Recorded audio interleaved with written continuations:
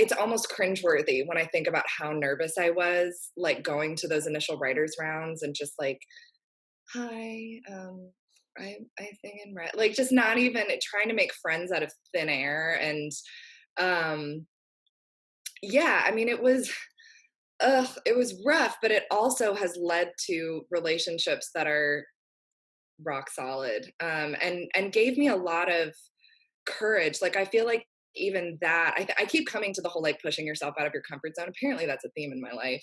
But I really honestly believe that pushing myself to be that uncomfortable that early on was really a game changer for me. And actually, it was something that I had interesting discussions with my parents about because they would get worried sometimes, and not too much. I had family in town, so they knew that I wasn't just going to fall off the deep end. But there were times where they were like, "Do you want us to come out and like help you book shows, like so that it's also not taking away from your studies and like come with you?" And I actually pushed back and I went, "No, like I don't think I'm gonna grow if you all do that."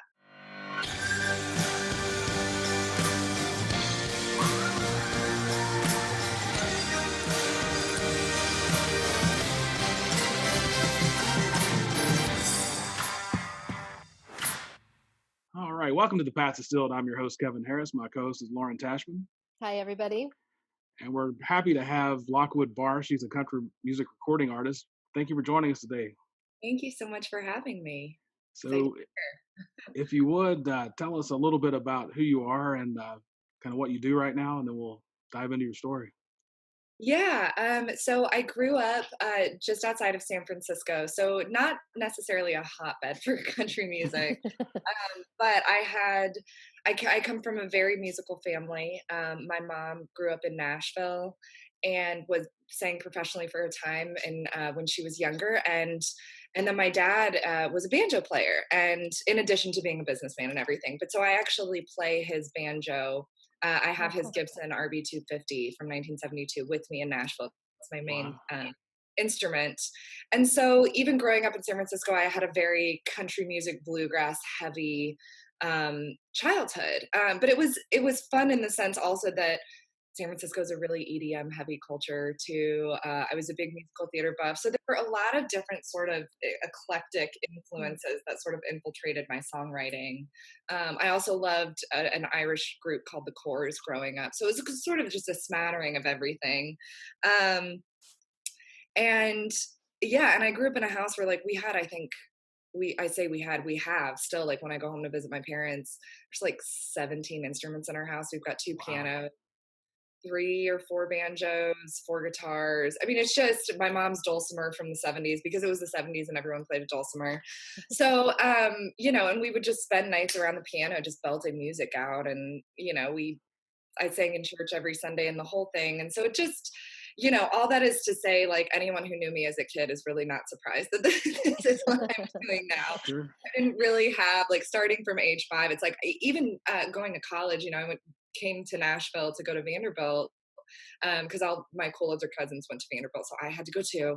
And even then, I really like I graduated and got my degree, but like I still was just like, I think the only thing I'm trained to do really is write and sing. Uh, Um, so you said you're about 5 when you first got involved. I mean, that's as far back as I can remember, but I think it's one of those old cliches of like the whole singing before you're talking thing, just because you it's sort of when you're that little, it's kind of monkey see monkey do, and all I saw and heard when my parents were home was music. And my sister and I grew up singing together, and so it's, yeah, I mean, it's been my whole life. There's never, like I said, there's never been a plan B. Nice. So yeah. And so, when did you have a decision early on that you were going to pursue music, or did it just come about later? I did. It was the kind of thing where like I never I was never going to do anything else. Kind of the only other thing I was possibly going to do was Broadway auditions. And I grew up tap dancing as well. And used to dance in festivals in New York and stuff like that. And so that was, but even then it was always performing.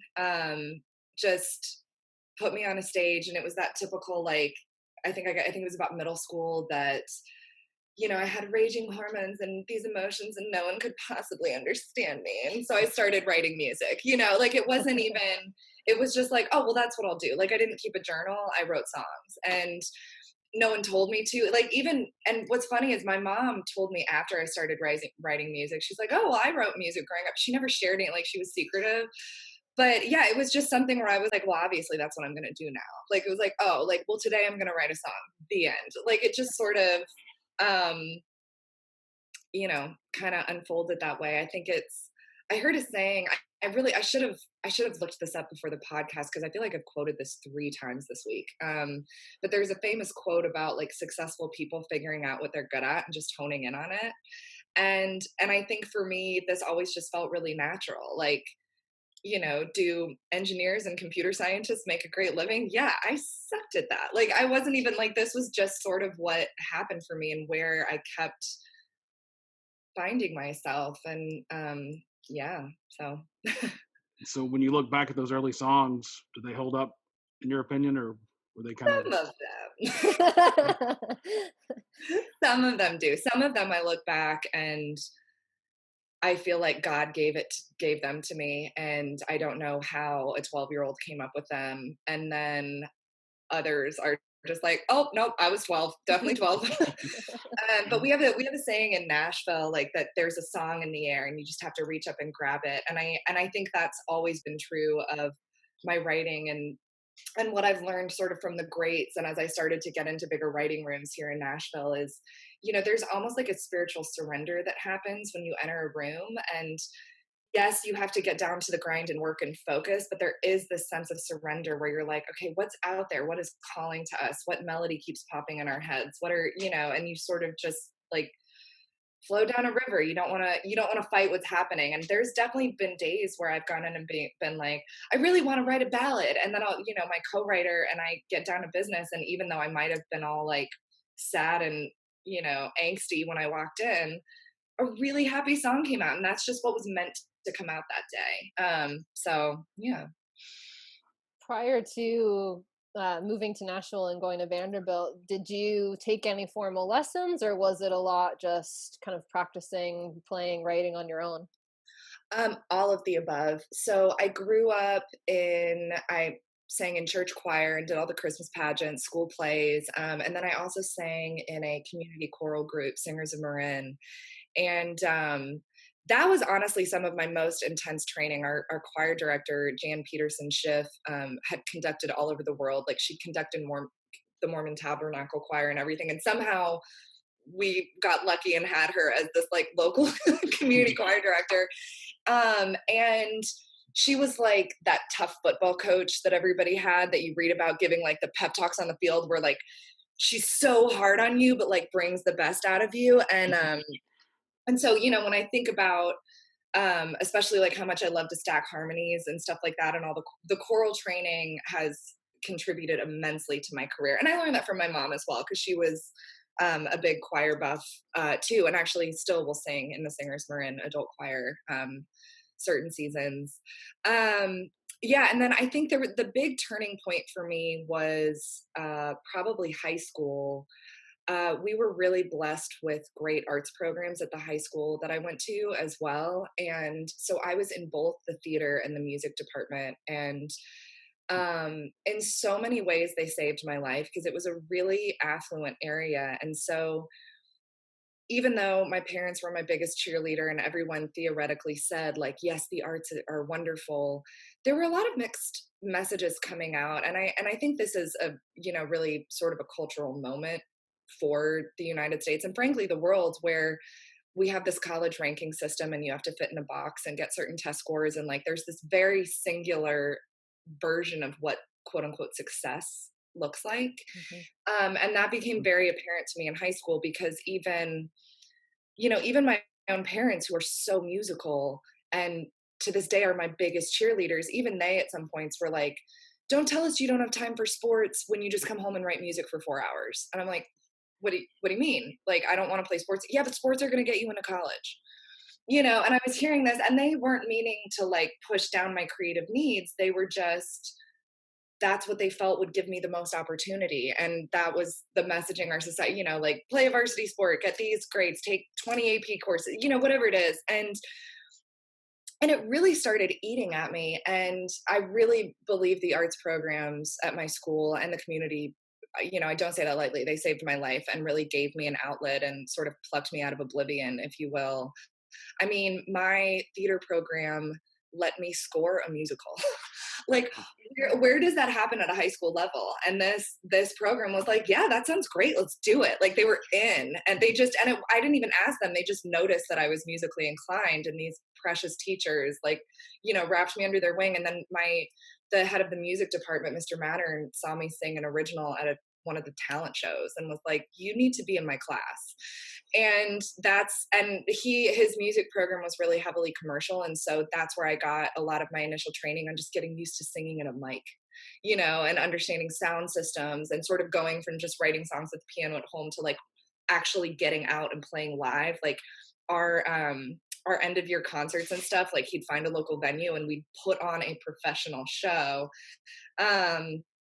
So yeah, I mean, it was sort of a mix of all of the above, and those programs really shaped me and helped sort of give me a thicker skin sort of against all the mixed messaging coming out about what was expected, especially because like the San Francisco Bay Area is so affluent. And like I said, like even my parents, who were my biggest cheerleaders, they were just trying to give their children every chance they could possibly have. And what society was telling them was not arts, or if you want to do arts, you also have to get A's in the sciences and do all this other, it's just this very like, and it doesn't equal happiness. It doesn't always equal success, but I think that we've kind of gotten blinded by it now. It's like ever since college has started those stupid rankings, that's all that we think about. And what does that even mean?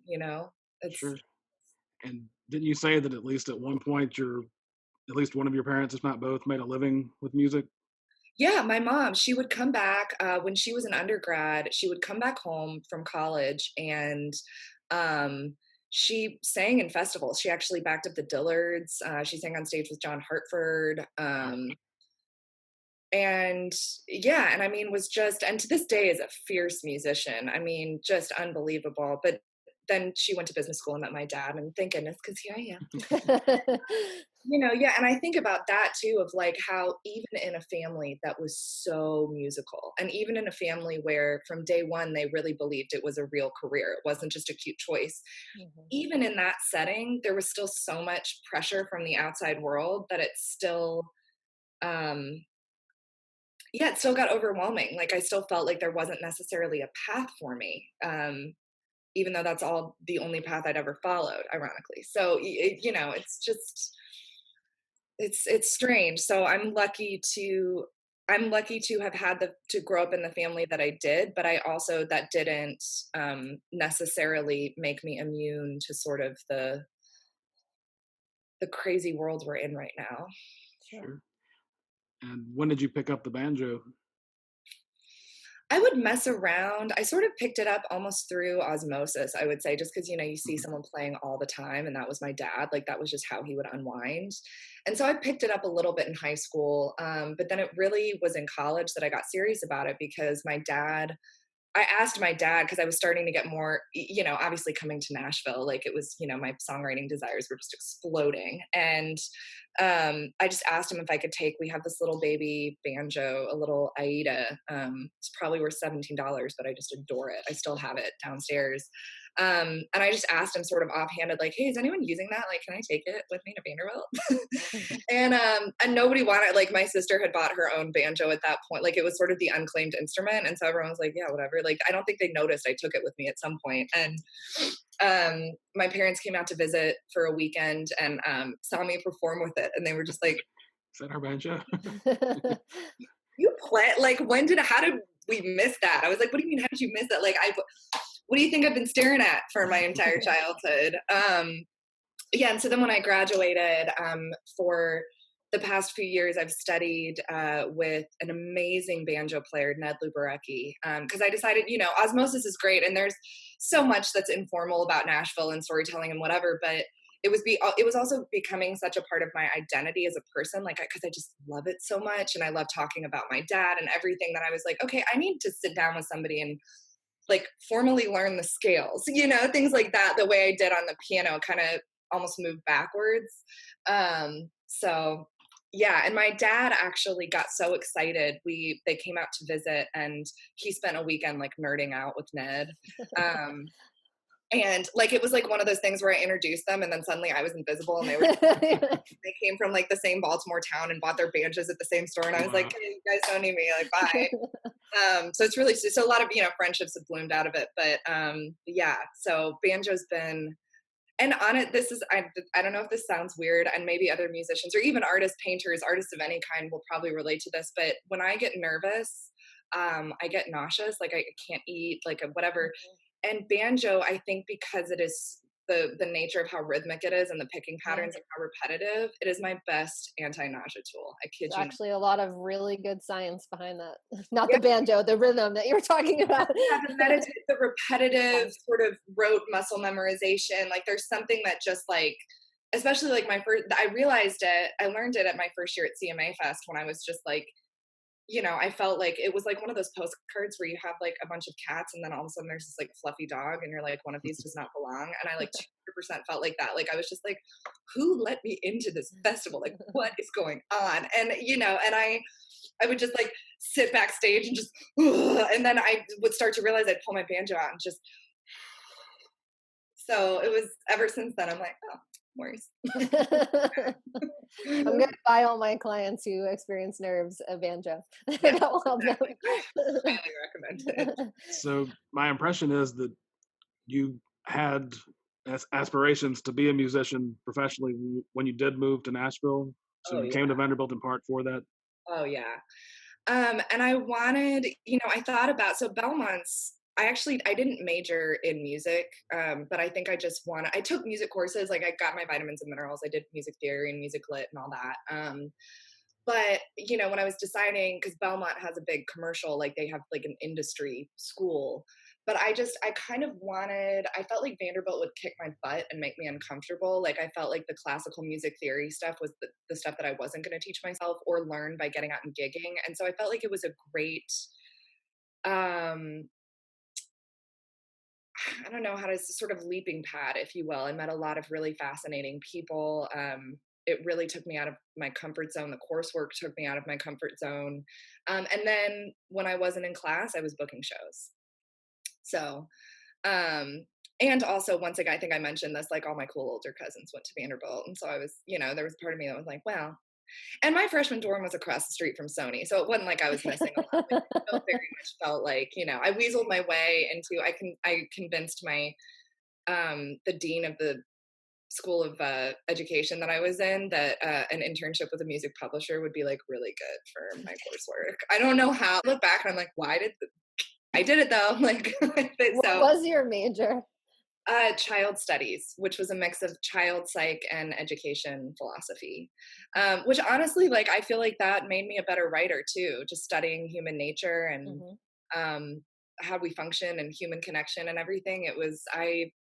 To this day, I absolutely adore it. I still have a lot of my original textbooks and everything with me. I'm a book hoarder for sure. So, Nice. and because it was not the School of Music, like I would tell my professors, like, well, I'm worried about the paper this week because I have 3 shows. And like there was always one that would be like, can I come? You can turn your paper in. Like, so milked that a couple times for sure. Don't tell mom. So how did you already have connections as far as songwriting when you arrived in Nashville, or did you have to develop those when you got here? Not really. And I think that was such a great part of sort of the whole theme of getting outside of my comfort zone. Like I think back to baby 16, 17-year-old me. I think I was 17 when I got to Vandy. I was really young for my grade. And it's almost cringeworthy when I think about how nervous I was, like going to those initial writers rounds and just like, hi, I sing in red, like just not even trying to make friends out of thin air. And um yeah, I mean, it was rough, but it also has led to relationships that are rock solid, and gave me a lot of courage. Like, I feel like even that, I keep coming to the whole like pushing yourself out of your comfort zone. Apparently, that's a theme in my life. But I really honestly believe that pushing myself to be that uncomfortable that early on was really a game changer for me. And actually, it was something that I had interesting discussions with my parents about because they would get worried sometimes and not too much. I had family in town, so they knew that I wasn't just going to fall off the deep end. But there were times where they were like, "Do you want us to come out and like help you book shows, like so that it's also not taking away from your studies and like come with you?" And I actually pushed back and I went, "No, like I don't think I'm gonna grow if you all do that." And I wanted to be taken seriously as an adult and not be someone that, even though I knew how hard I was working, I didn't want to be someone that appeared to be fed stuff on a silver spoon. Like, I was really proud of how far I'd come, and maybe that was foolish and stubborn and I should have accepted more help along the way, but I really love where I'm at now, and I think all of that discomfort was worth it. And like I said, like I feel like God put the right people in my path along the way. I have really amazing musical family members and people that have just kept me safe and encouraged me along, and gotten me in the right rooms and made sure everything was going well, and so it all worked out. I'm alive and well today. And you talked about being timid on those early writing sessions. Yeah. I'm the type of person that I do okay like the first time. It's the second or third time I always get nervous. I'm like, are they going to like me as much as like we hit it off really well? Are they going to like me this time? Oh, It's so just my I'm the social. opposite. Like, well, what's funny is in the Vanderbilt co-writing scene, there's all these sort of like unspoken rules you learn about entering a writing room and what's polite. And I was, to be honest, I was sort of perplexed by co-writing when I first got here because I grew up writing alone, and I was like, why is Nashville like obsessed with this co-writing thing? And it's gonna sound terrible, but like at a point I was like, "Ugh, this is just for people who like don't know how to write and they just have to put themselves like I didn't understand sort of the beauty of collaboration and how much more it means beyond just the right itself and all the relationships. But one of the unspoken rules that I learned early on that some people advised me on is they were like, don't get too married to a line. Like, when you're in a room, you have to put your ego aside and let what's best for the song happen. And even if your line doesn't make it in, your personality still contributed to and whatever. But I laughed because I was like, oh, I have the opposite problem. Like, I'll get in a room with somebody who has a number one hit and be like, oh my god, I can't, I'm so sorry I even opened my mouth. Like, um, so I'm the opposite. Like, I'm super timid at first, and then over time, like, it's just like, you really like me, and then like my whole personality will come out. But yeah. What That's was awesome. it like in the early days of kind of going out there and trying to get, live performances and doing those shows? Oh god, it was, I almost feel like that sort of level of risk taking, it was almost like building a new muscle. And so in the early days, I kid you not, like I would make a phone call to book just a writer's round, like a small acoustic show in Nashville. And I would get off the phone and I would hang up, and then I just like lie on my bed like that, like physically took it out of me. And then like I was like, okay, I'm done for the night. Like, that's it. And I think some of it was like a self-worth thing of, I think so many artists will tell you that we all have imposter syndrome. Like, I mean, I have a friend that had several cuts this year on the Sony record, and he'll still call me and be like, do you have time to write for me? I'm like, yeah, like, are you kidding? You don't think you're successful, and so it just doesn't matter, but it's one of those funny things. And so, you know, especially when I was new to the scene and wasn't, I think, fully confident of my worth, if you will, um, that would really, I mean, it really was building a new muscle. Like, and now I don't even think about it. Like, I'll just like, I'll email a festival and be like, hey, I'm really good. Put me on your lineup. Like, it just, but that took time. And it was mentally and literally at times physically exhausting.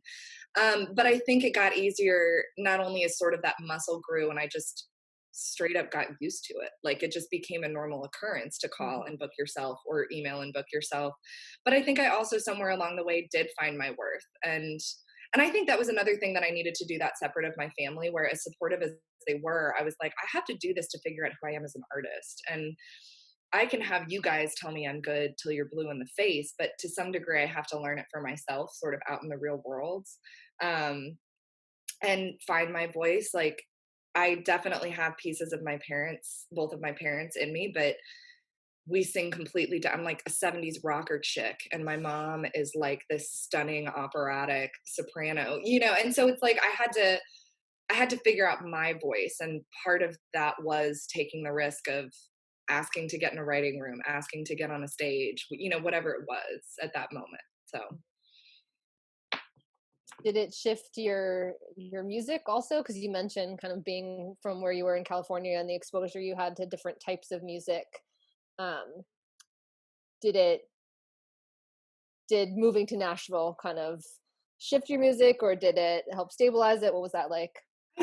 I mean, I don't know if this makes sense, but I think a little bit of both. I think a shift as far as, especially being in writers' rooms, I learn it's like going to college all over again, because you're with people that are you might be with somebody who is a lyrical genius, and you almost are just sitting there observing, like it, and then but there are other times where I'll sit down. One of my favorite co-writers is this guy Harlan Pease, and he is a brilliant blues guitarist and plays things on the guitar that I'm not trained to do. That'll never be my jam, and I love sitting in a room with him. And so in that sense, co-writing has completely expanded my view of what kind of music I can sing. And it's people like Harlan that helped me find this sort of 70s rocker vibe that I have now. They really kind of showed me myself.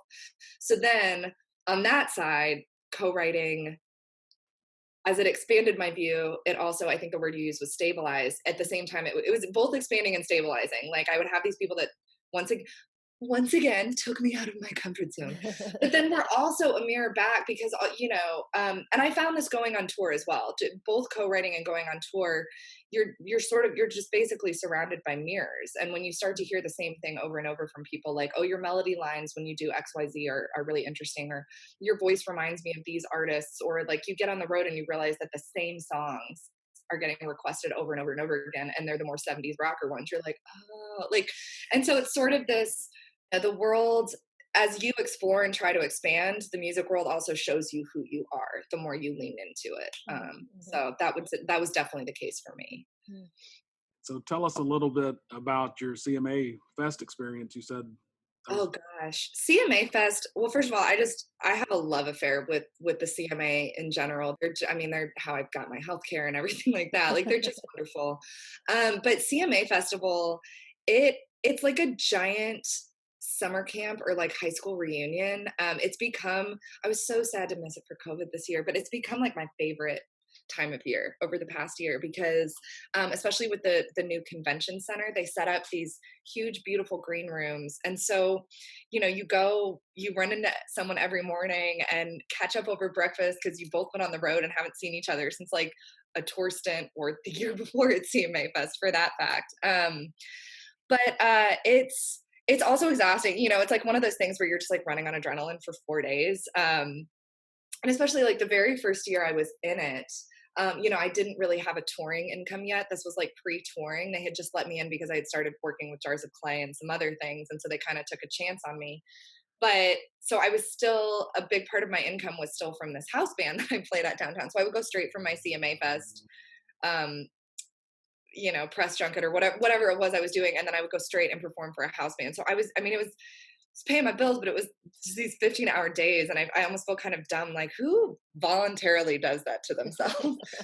So now I've learned how to better schedule myself, and everything like that. It's so much fun. And the fans, I mean, there is no, and this is the way CMA Fest has been since it started in the 70s when it was called Fanfare. Like, it is truly a groundbreaking festival. And I've learned this now as I've been on the road now. Like, I'd heard that, but especially getting on the road, I realized how true it is. It is a groundbreaking festival as far as how it connects the artist with the fans. Um, and there is no other festival like it in that sense. And I remember one of the most amazing moments was a girl came up to me. This is probably my second year in the festival, and she tweeted at me, and she had driven like 13 hours from New Jersey, I think, or however long that drive is, because of my song Forgotten How to Cry.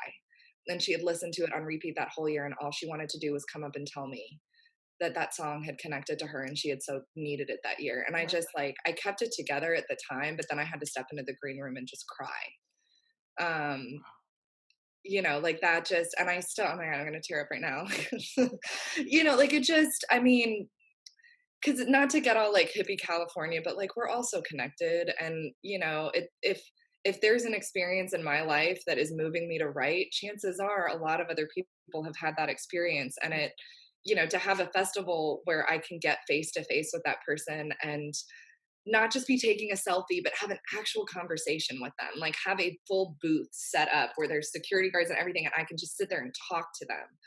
I mean, it's just, it never ceases to amaze me every single year. I hope we can be back next year. Sure. That's Let's hope powerful. so. It's a powerful story. So is that kind of that connection with the audience? Is that one of the things that's kind of sustained you over the years as far as Oh, staying in yeah. music?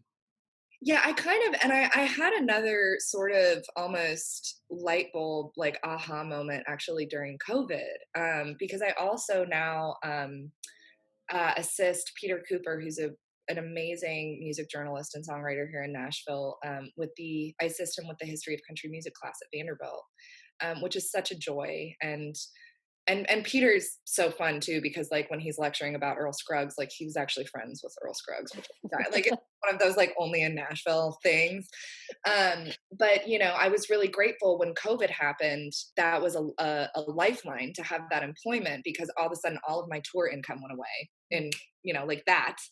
And you know, and having that job has been life-giving for a while, because I love country music so much and what I do, that I've always loved sharing that with the students and talking to them about my personal experience and, you know, what it's like to be on the road. And so it, but I realized though, it was about a month into COVID, and I was so depressed. And I know everybody was for their own reasons, and, you know, because COVID, it was just madness, or we were watching our world fall apart. But I think I realized that assisting in the class is life-giving because I have this career that I am so passionate about. But when you take away the live music component, my heart just drops. Like I can't, because I've kept writing. I've written, I mean, more than normal, you know, in these past few months. And that's, you know, I'm trying to take that as a huge blessing that, you know, we can't do anything else. So we're writing. And it started out as Zoom writing. Now I'm doing like socially distanced writing where we'll meet at a park or just sit across the room. And, but even being able to write, my heart was just so distraught without the performance aspect to it. I love being on stage. I love playing with my band. It's such a high. Actually, I did a segment for RFD TV 2 weeks ago, and the host actually built a stage, because the RFD TV studios are shut down for COVID, and so she and her husband, who's a sound engineer, actually built a stage on their property. And so it was this professional like TV segment, but like in someone's backyard. It was kind of crazy, but the host's parents came out and watched, and their in-laws. And so it was just 4 people. But even then, like they were laughing at us at the end. They were just like, "Oh, you know, we hope it's okay. We came out and watched." And like my band and I were just like, "Are you kidding? Just like the whole review was amazing." You know, like I'd make a little side comment joke, and just to hear live laughter was like, "Oh, like oh my goodness." So I think, you know, in a way that's been the depression, and sort of how distraught I got was almost a blessing, just in the sense of like it just reminded me and gave me that drive even more of like, you know what, on your toughest days, this season showed you that there really is nothing else you can do. So I've tried to take that as the silver lining, I guess, of just sort of having that sort of almost like rebirth of just like, nope, yep, this is this is the only thing I can do, or else I will just curl up in a ball and slowly wither away. Inspiring message, right? Yeah. Well, we were late because we were trying to decide when to launch the podcast, and it was the quarantine of COVID that actually had us launch. So we launched in May, and in part to fill that void, as you were mentioning. Absolutely. And and I try to look at that. I mean, not to underplay how economically devastating and and just straight up the number of deaths and everything. But there definitely have been some blessings like that. I'm actually in a weird way refinding the banjo because I go through different seasons of like, if I'm touring, I'm not necessarily writing a ton. If I'm writing, I'm not necessarily, whatever it is. And so I've returned to the banjo in part because COVID made me nauseous. It's like the only obvious solution. But yeah, I mean, I think I just try to focus on that positive where like it pushed you to do the podcast, or it pushed me to take my banjo playing to another level, or whatever it is, like, and just silver linings. I'll take them anywhere I find them right now. I So think part of it too is even just the power, right, from a kind of psychological and physical sense of being on stage. Right, years ago, I had a master's student who did his thesis on the experience of flow during an onstage performance for musicians.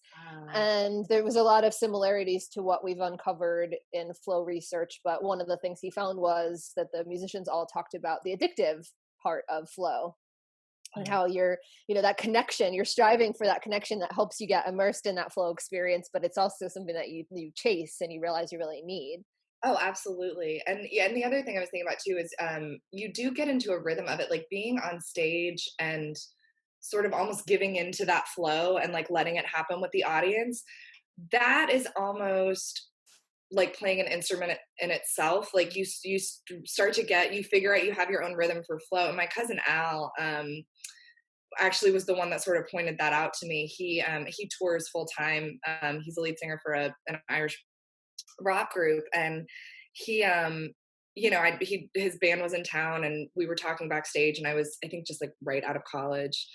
I was a baby, as if I'm not a baby now, but like, I was even more of a baby then. But that was his biggest piece of advice, was he was like, hone in on what happens when you get into that zone with your band.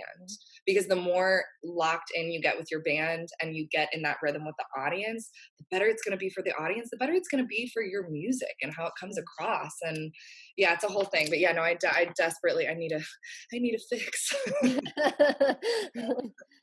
Yeah. Well, as you say that, and I don't want to mess it up, so just tell me if you can't answer this, but is it is one capable of describing that? Do you go somewhere? Is it just time stands still, or how does it feel for you when you're in that zone? Um, it's it's a dopamine rush, I think, is the way I'd put it. And there's definitely, I feel like I become most vulnerable when I'm on stage. Like in a weird way, I'm more myself on stage than off. And I know there's a lot of artists that have talked about, like, my favorite was always Bette Midler had her alter ego, the Divine Miss M, and then like Beyonce has Sasha Fierce. I have yet to name mine, but there definitely is something to that sort of alter ego state that you go into, where like it's like a switch goes off, and even though I'm just myself, I'm in a different zone, and I take risks that I would never take just sitting on a couch talking to somebody in casual conversation. But yeah, I mean, it's a huge dopamine rush. There is nothing like vibing off other musicians and cueing each other and taking a risk, or even just like I found myself on stage. Like I feel like part of finding myself vocally was touring, and I would go to that zone. I would go to that alter ego and start taking all of these vocal risks, sort of riffing on the end of a song, and be like, I didn't even know I could do that. Like, sort of this like, oh, it's fun. Like that should be a thing I do, like whatever it is. And so in that vulnerability, you take more risks and whatever. But I definitely also will say that there's sort of the extroverted nature of it, where then I always have to like recharge a little bit after a show. So I have to make sure, like, I got really into meditation, and I do a lot of like Bible devotionals when I'm on the road, and that kind of like plugs me back in, and so that I can recharge and go do it again the next night. Sure. Yeah.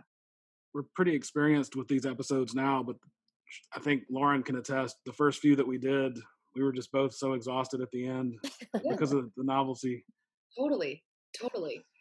Well, and not even just the novelty, but I mean, I think like I said, I think vulnerability, as life-giving as it can ultimately be, it can be exhausting, like it's a beautiful exhaustion, and it's so necessary to create art, but there is like, and that was something that I definitely had to learn too, of like, there's in music, even when you have a team working, like I've worked with PR, I've worked, I've had not that I've been completely solo, but even then, like, when you're an artist, you're your own boss.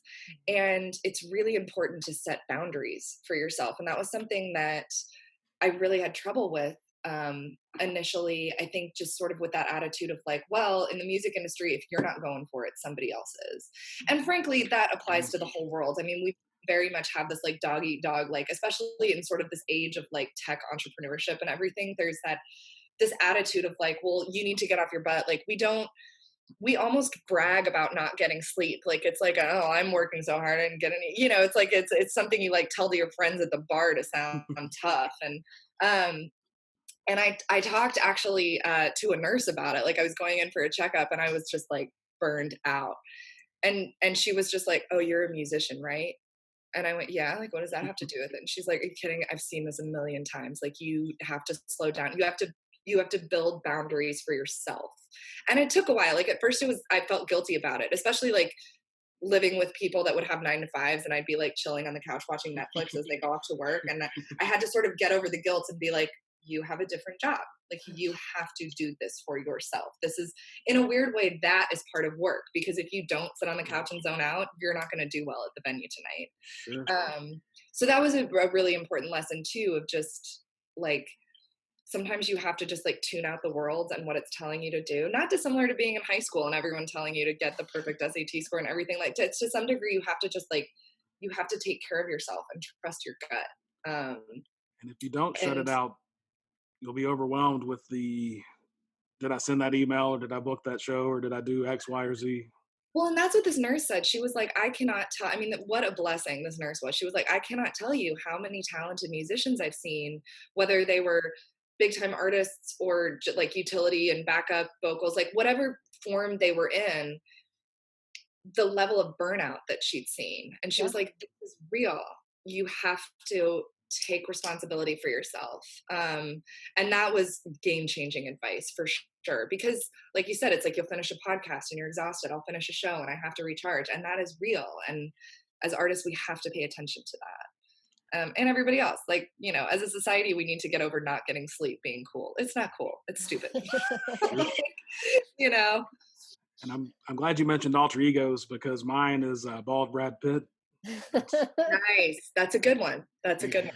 You open the door for him to throw that in there. He kind of waits like every episode to see if he can drop So is that. that like a path distilled thing? Like, if I come to you guys another time, we'll need to fit the Brad Pitt line in there. Well, I've edited out many of them, but I do it every episode. So she finally told me I needed a better joke, or a different joke at least. So, I love a good corny joke. but stick around, we have plenty.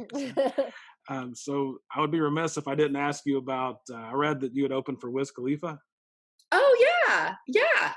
I did at the Rites of Spring Festival, right here in Nashville. That was cool. That was also I also opened, technically on that lineup was Tyler Hilton. And Tyler Hilton was sort of at the forefront of the Americana movement too, like, or sort of being categorized as Americana. I mean, Americana's like been around since the late 80s, but sort of the pop culture burst of it, if you will. Yeah, so that was cool, but it was one of those things, like, I didn't talk to it, like, we were like in the same like dressing room tent at one point. It was just kind of like, we walked by and I like had my little badge, like, hey, but yeah, that was it's a career milestone for sure. Yeah, and I've worked on. To tell the grandkids. Well, I've worked on a documentary for a different project, and we've had some access to backstages. And the one thing that of course, there's probably things that I wasn't given access to, but the backstages were not nearly as exciting as what I'd been led to believe, at least the ones I was in. Well, because it is sort of that like recharge moment of like, the artist is either like trying to like get themselves in the zone for stage, or they just got off stage and they just like want someone to hand them a beer. Like, everyone's eating or having a beer, but there's really nothing more than that. No, it's not like this sort of Hollywoodized, like, just, someone fanning you, eating grapes, having a party and talking to, like, it's like, no, it's the least glamorous part of the job. Not to say that it isn't wonderful and, but yeah, no, Yeah. there was, so like I even think back to the Wiz Khalifa thing, and like even the tents were just like, it was just bare bone, it was just a place to hide before you get on stage, and all of that. So Yeah. Like as you pointed out, I wouldn't trade it. It was cozy, but not nearly the Hollywood version. right. So do you want to tell us a little bit about your advocacy for suicide prevention? Yeah, absolutely. So I think I'm, mentioned early on, like sort of this cultural moment that we're at right now. And I say moment, but it's been going on for, I think, years now. I mean, I feel like I was almost born into it, with this generation of tiger moms and everything like that. And I think that there are a lot of different factors that have led to rising suicide rates in our country.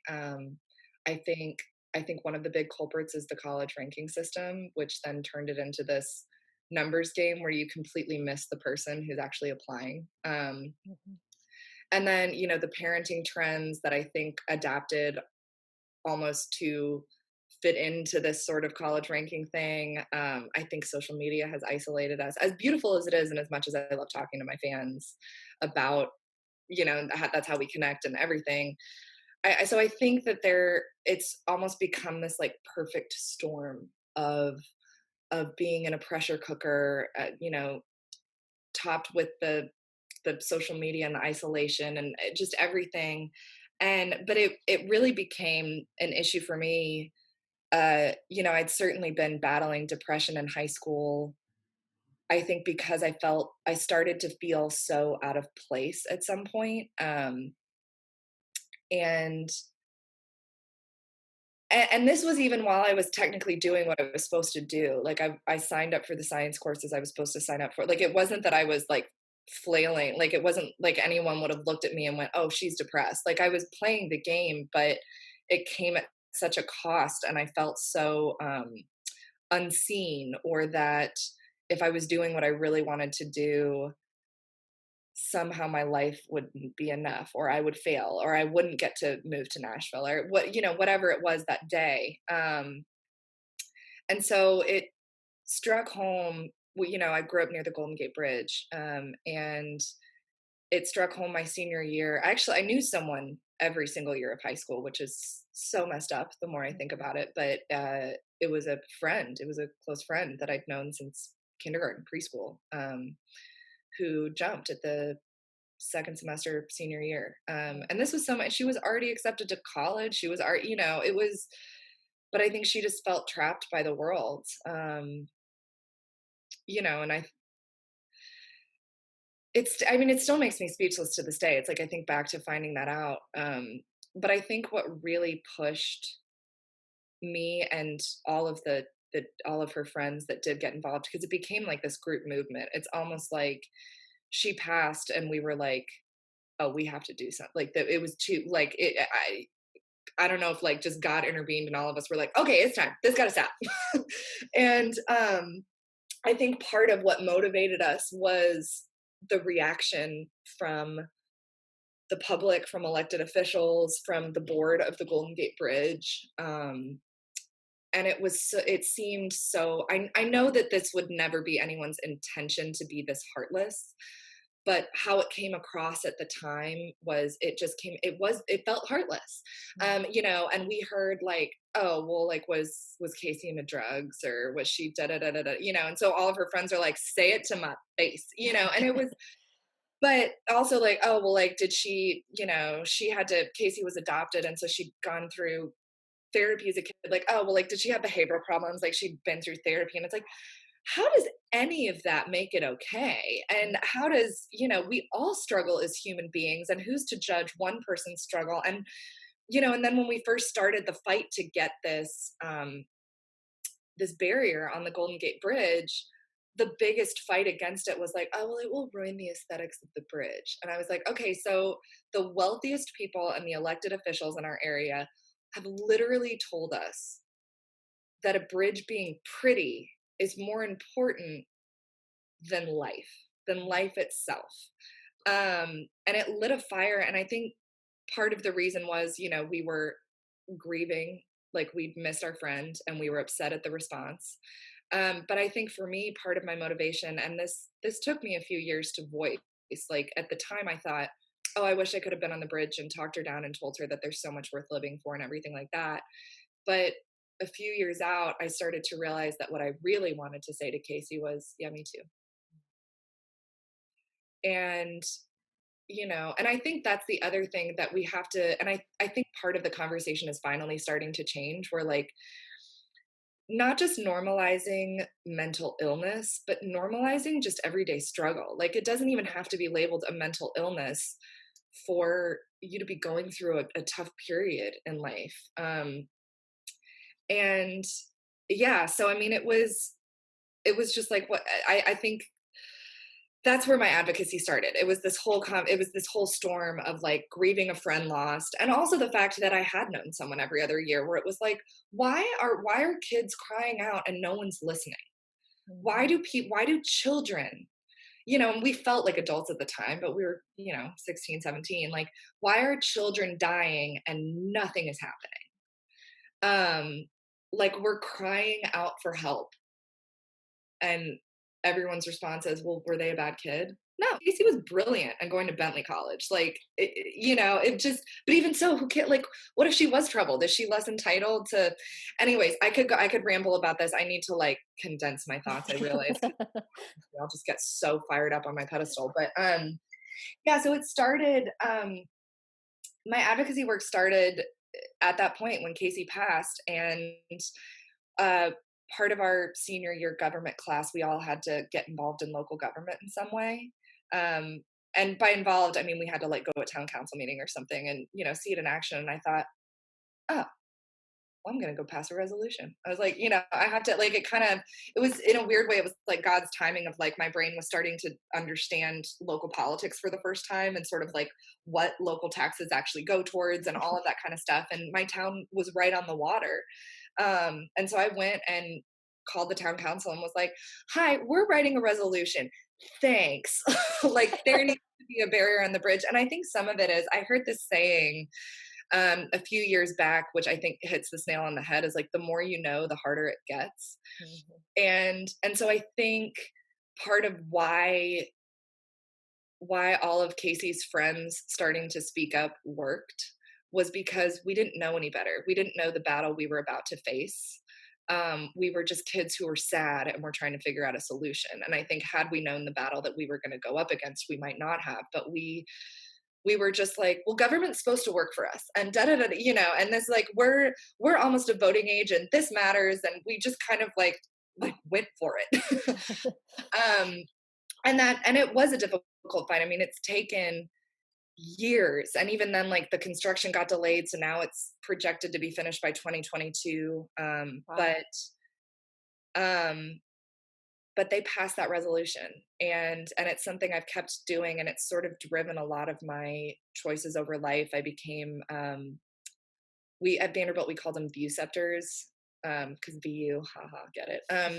But we had to do we were mentors to the freshmen, and we'll get paired up, and we had to do suicide training, and we called ourselves the experts on the experts. Like, we knew that we couldn't solve mental health, but we could figure out how to refer a kid to a counselor and normalize seeking therapy. And so there have been all sorts of decisions that it's just continued to inform over time as it's always a part of my decision making. It literally affects everything I do. And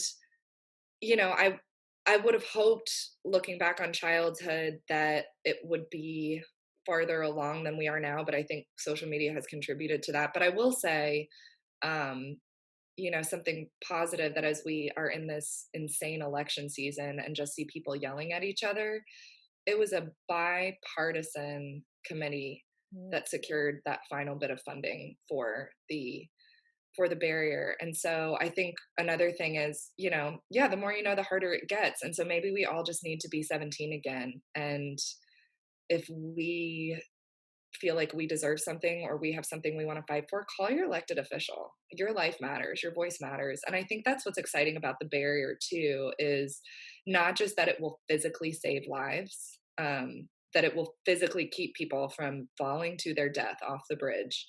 It's also a symbol. It says that as a society, we're putting our money where our mouth is.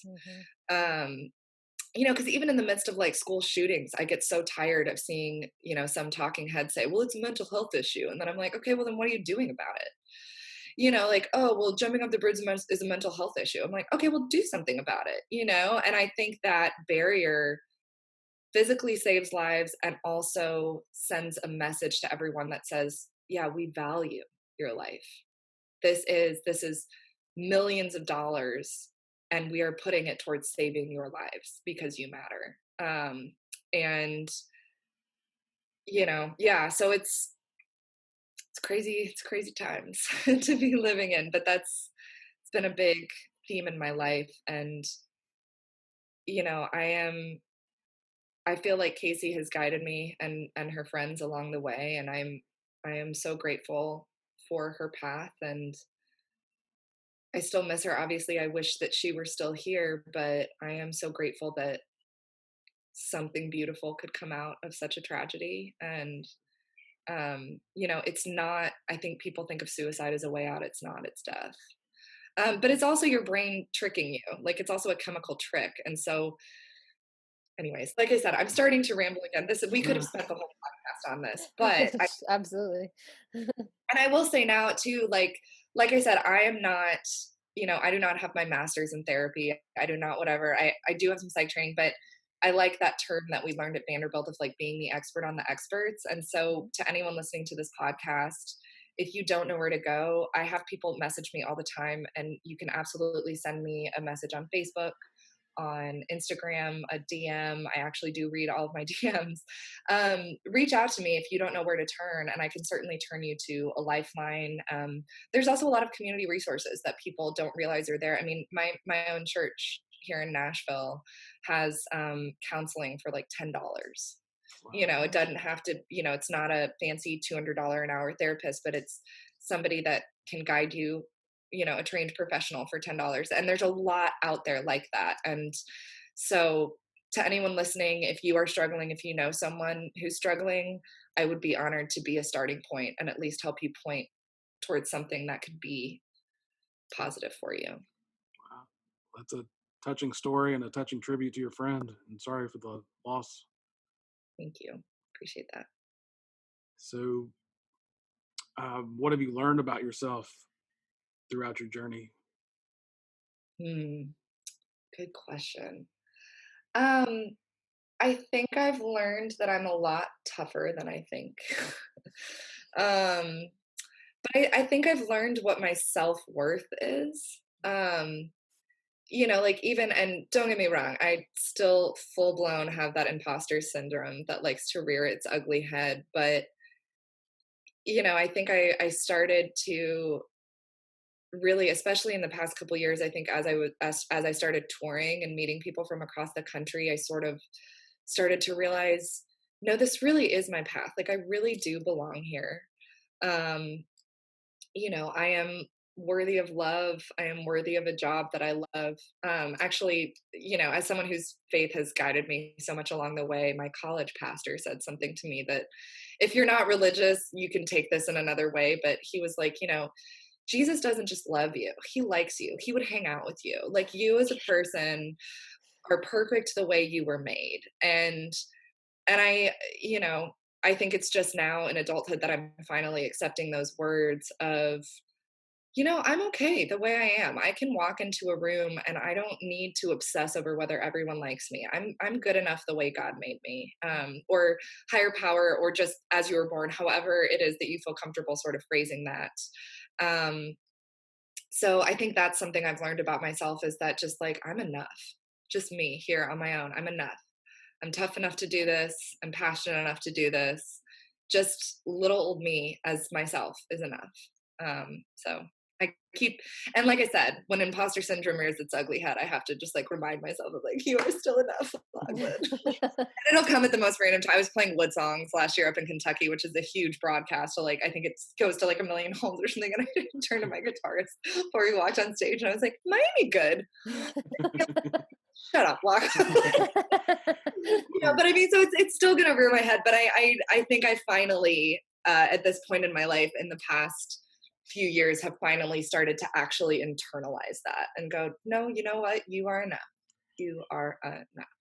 So, And to that point, we had a psychologist on who was a guest who has focused on and written about imposter syndrome. And one of the points that she made was that it never really goes away, that it will always be there. It's just something that you have to get, accept and get better at responding to. yep. Absolutely. And I think that it can certainly be harnessed too. Like, I think Hmm. that there is a sense of, the way Bette Midler phrased sort of her own version of imposter syndrome was, to be in the entertainment industry, you have to believe that you're the greatest thing since sliced bread, but like also know that you're not. And it's one of those things where like you have to have the confidence of being like, I'm fabulous, like to walk into a room and ask for a show or whatever. But that imposter syndrome can lead you to push yourself to be better, because if you Sure. constantly think you're not enough, then you are going to wake up and play the banjo every day and make sure that you're keeping your skill up or write, or whatever it is that you're working on in that season. And so I think I'm at a point where I try to, when it rears its head, I try to channel that into being more disciplined at my craft in whatever way I need to at that moment. So, but that's not to say I'm never going to turn to my guitarist again and be like, "Am I good? Can I Well, sing?" what it reminds me of is the battle of the little men or women on your shoulder that you see in the cartoons, and you just have to have the side that vouches for you to win the argument more times than not. 100%. Yeah, and that's another thing, like about I think about being in any industry, business, tech, music, arts, whatever.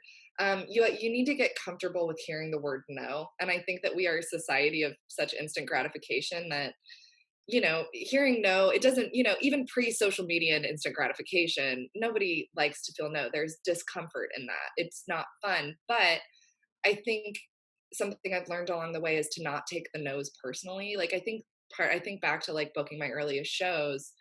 And I think part of the exhaustion was I was anticipating and fearing hearing no, but that was such a loaded no. I projected so much into that no. And it was like, okay, well, if they're saying no, it's not just no right now, it's no. And how dare you, why would you even think you were worthy of asking for this, and why, like I would just load all of this stuff onto it when really I just needed to take it at face value and be like, oh, okay, so I'll like try again later or try somewhere else. And that's not to say that I like to hear no now. Nobody wants to hear no in their life, but if you can learn to like unpack it a little and not put all of your fears and anxieties into the no and just take it as a, okay, not right now. I didn't get into CMA Fest the first time I applied. I wasn't, and I look back, I wasn't ready. I needed to, that house band, all those other things that I was doing, and then I came back around and was like, I'm still here, like, hi. And then and now CMA Fest is an every year thing for me. So it's, and like I said, I think that hearing the word no, if you channel it sort of like you can use it for good in the same way that you use that imposter syndrome, where it can just, be another motivator of like, oh, all right, well, I need to keep honing my craft. I need to keep pushing for this. So, And this might be a or landmine field to navigate with this question, but have you ever, in your experience with other musicians or even yourself, have you noticed that some people choose not to do the audition or take that yeah, chance just to avoid yeah, the no? absolutely. Um, and there's actually one case. I have a dear friend from college who she should be a Tony Award winner right now.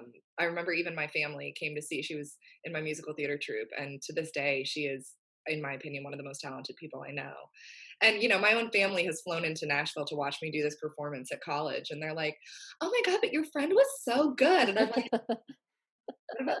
like, and we actually had a discussion a few weeks ago, and I was just like, girl, like it hadn't been that long, just like jump back in the saddle. And she is thinking about it, but the fear paralyzed her, and it certainly did for me at times too. I think if there's one thing I wish I could tell my 17-year-old self, it would be like, just go for it, just do it, like it doesn't matter, like. But that strength had to come over time. But I have definitely seen it. I feel like I'm going to butcher this saying, but I think like doubt killed more dreams than failure ever did. Mhm. I think it's doubt. Yeah. And so, I mean, that's it's shocking to see because I think it's always so much easier with that imposter syndrome. It's so much easier to see everyone else's talent. So I think it also blows my mind because they're doubting themselves and all I'm seeing is, oh my God, they're like way better than me. They quit like what?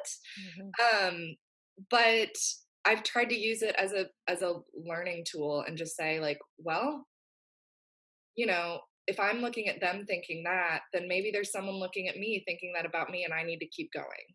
Mhm. Um, so anyways, yeah, I mean and I was told that, like getting out of school, people warned me. They were like, like the field will thin over time. Like there's always a new busload of, bubbly, new to town, bright-eyed, whatever, and the ones that you started with will, and I haven't it's just been a few years, but I've seen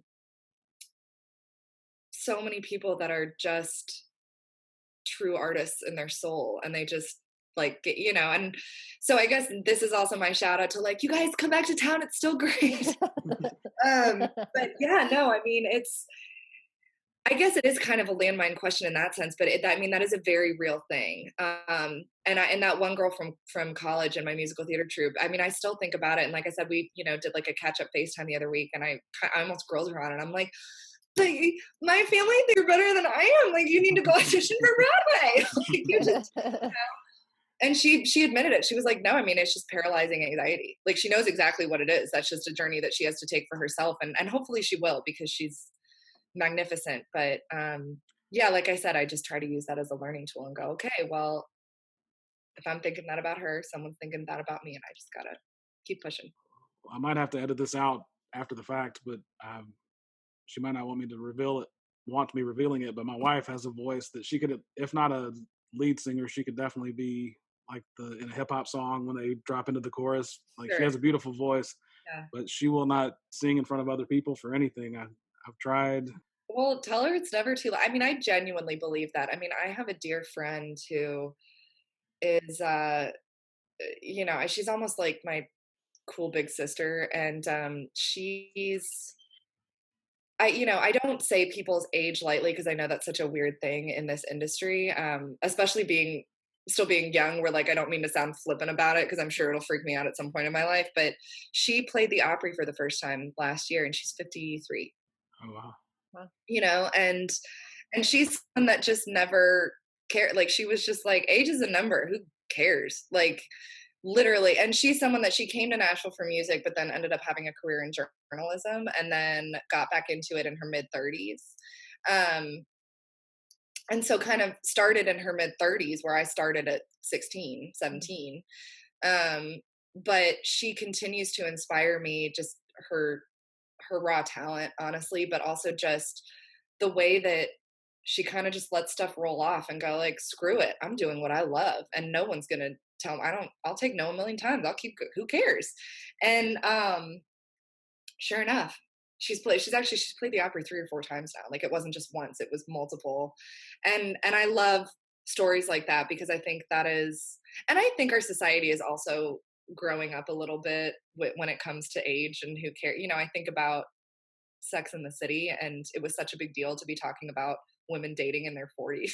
Mhm. Like, just like LOL, like as if we suddenly die when we turn 40. I hope not. Like, Scandalous. yeah, Um, like the one Harry Met Sally, like I'm gonna be 40 in 8 years.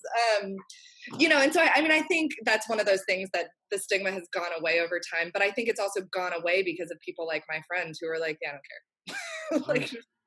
That's like, awesome. oh, you don't want to sign me right now? Watch me go play the Opry. Bye. Like, it just sort of Well, it's the always biggest stage in country music multiple times in a year. So I was the opposite. See, I was a horrible singer, but I would sing in front of anyone for a time. I won't do it anymore. But I was the kid that shouted at the top of their lungs when they were doing the like children's choir, thinking that they were helping, yeah, but I was just really just shouting. you were helping. So, what advice would you have for Lauren? Did you have a question? No, go ahead. Oh, uh, what advice do you have for an aspiring musician or performer? Oof. Probably the biggest one is not to take no seriously, or personally, not serious. I mean, take it seriously, but not personally. Mhm. Like I wish I had taken it less personally early on. And to just keep going. I think another phrase that I heard, I think it was at a Bluebird show, someone said being in music, and really, I think honestly, this is probably anyone in the arts because the arts by nature is so volatile at times. That being a musician in Nashville is not, it's like being a prize cage fighter. It's not about throwing the toughest punch. It's about staying in the cage long enough to throw the final punch. Mm. And I love that. Like it's not about, this isn't a sprint, this is a marathon.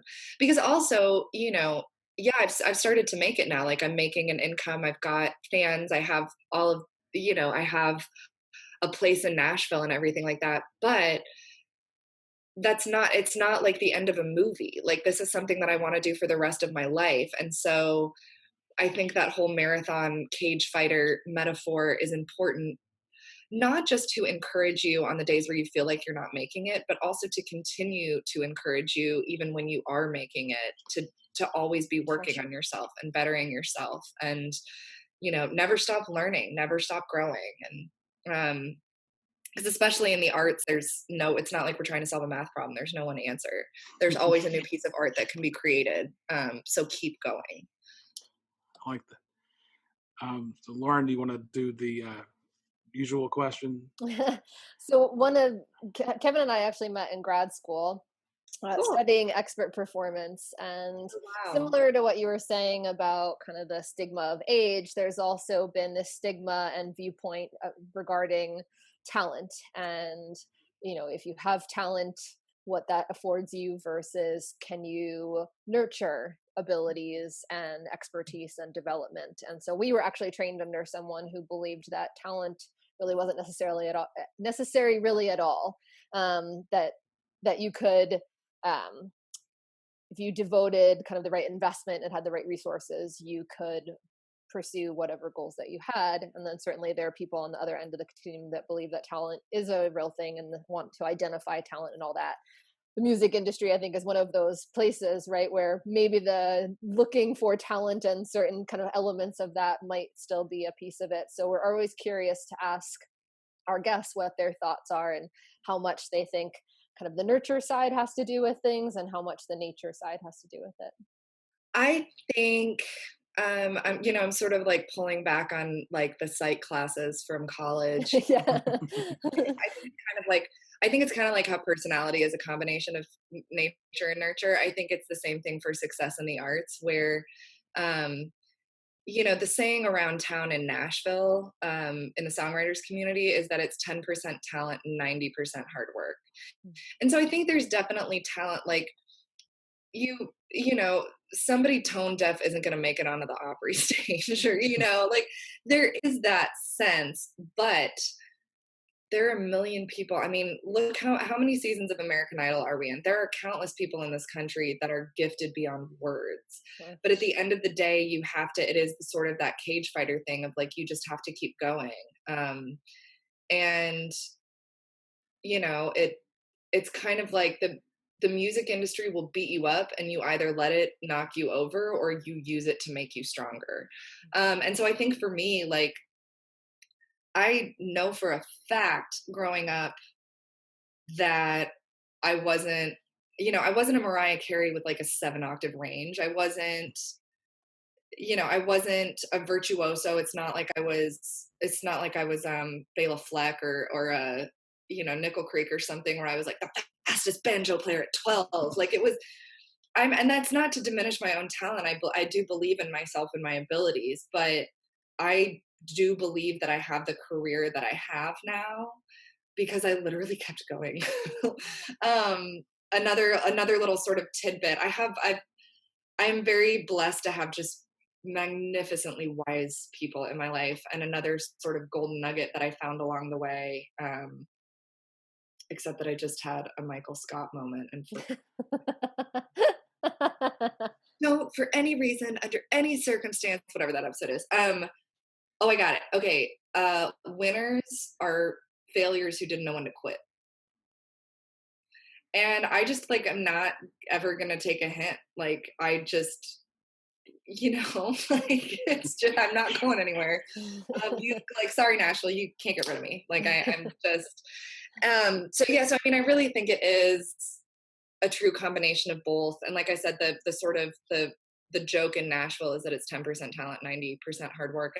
And I think that, we could probably argue both ways forever. And I think there are always extenuating circumstances in every case too of, I mean, I know a friend who is signed with Big Machine now and had his first single come out in June, and that was very exciting.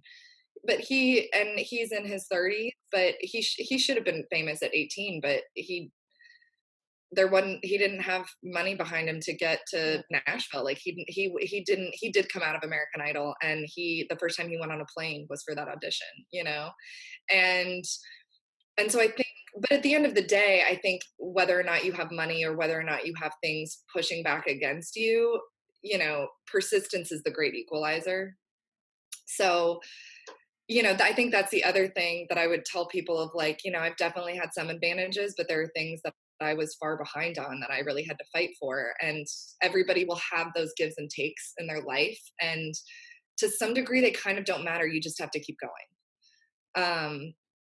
Like it just kind of, you just keep pushing. And especially, I was ragging on social media for all the suicide stuff and mental health, but we are sort of in this DIY culture of, I can go straight to my fans. I mean, hell, that's how I met you all. Like that was, I started following who you guys were posting and like thought your episodes were really interested. And we just sort of started this organic dialogue.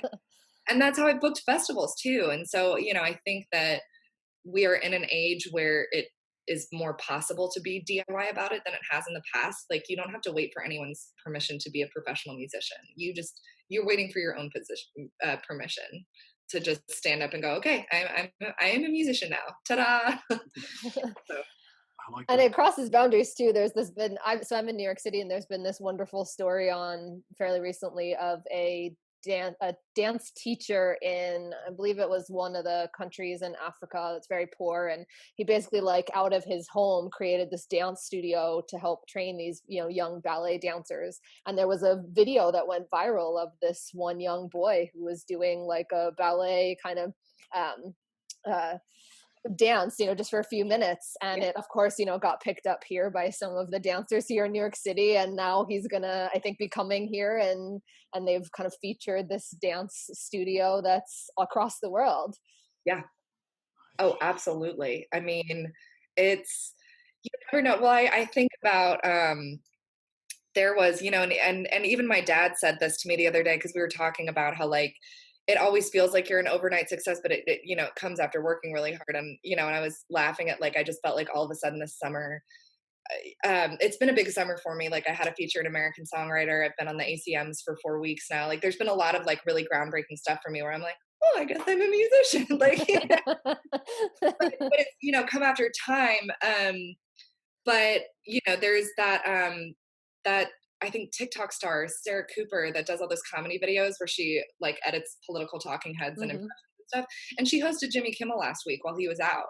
And like a year ago, she was just, like editing the videos for fun, and I love that. I think that, yes, social media can be isolating, but there is something fun about that. Like, I mean, I 100% attribute everything that's happened for me this summer during COVID with American Songwriter and all that to all my fans sort of still propping me up on social media and creating like a groundswell that then someone like American Songwriter comes in. And so it's, I mean, and in that sense, it's exciting. Like it motivates me to get like, oh, I wonder what's going to happen today. Like you never know who you're going to talk to, what fan you're going to meet, who's going to message you, what playlist you're going to pop up on. Like, it's just sort of this, like, Sarah Cooper in less than a year is hosting Kimmel. Like the world is our oyster.